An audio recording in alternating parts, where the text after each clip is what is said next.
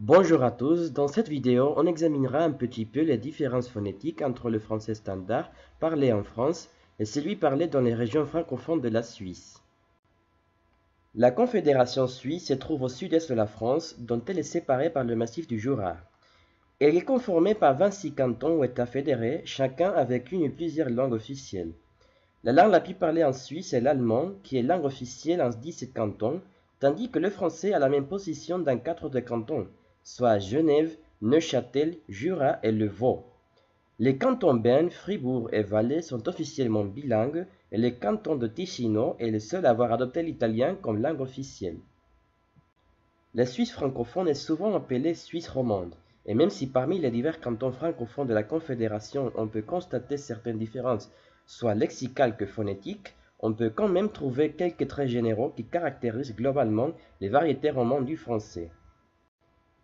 De façon générale, lorsqu'on consulte des études en phonétique sur les variantes du français en Suisse, on a affaire à une sorte de préservation d'un nombre de traits considérés archaïques par rapport à l'évolution de l'articulation des phonèmes dans la plupart de la France.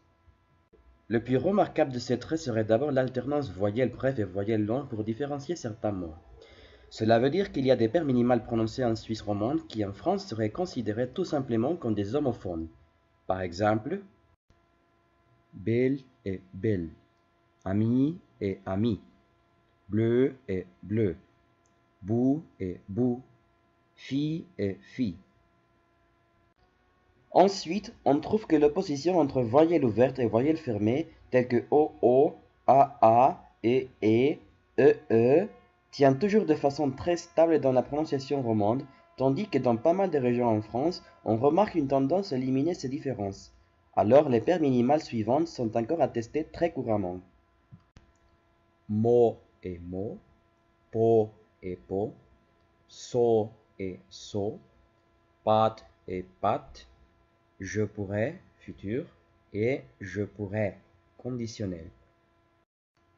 En ce qui concerne la voyelle nasale 1, on trouve aussi la même tendance qu'en France, c'est-à-dire qu'elle est en train de disparaître au profit de la voyelle 1.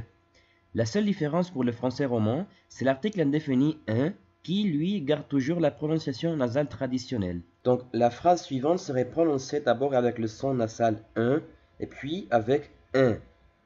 Un homme humble. Il y a aussi dans le lexique du français roman certains mots hérités directement du franco-provençal, connus comme dialectisme, et qu'on prononce avec certains affriqués, tels que cho, comme le chaud de fond, mozon, ce qui veut dire génisse, carnotse, ce qui est un local intime dans un restaurant d'aspect rustique où l'on sert des spécialités régionales, et nejote ou nejote, qui est comme pleuvoter mais pour la neige. Finalement, il serait intéressant de signaler une petite influence allemande dans la prononciation de certains sons consonantiques, particulièrement dans les régions de Neuchâtel et Jura. Pour des vocables directement issus de l'allemand, on tend au moins à prononcer deux phonèmes propres aussi à cette langue, le phonème ha en tête de syllabe et le phonème cha en position finale. Alors, la phrase suivante serait prononcée en Hochdeutsch. En outre, et plus significatif encore, on a constaté que le R rhotique en position finale est souvent prononcé de façon similaire au phonème allemand ch.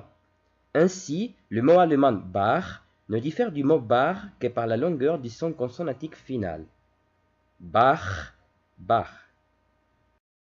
Sur ce, nous avons fini. Merci de votre attention.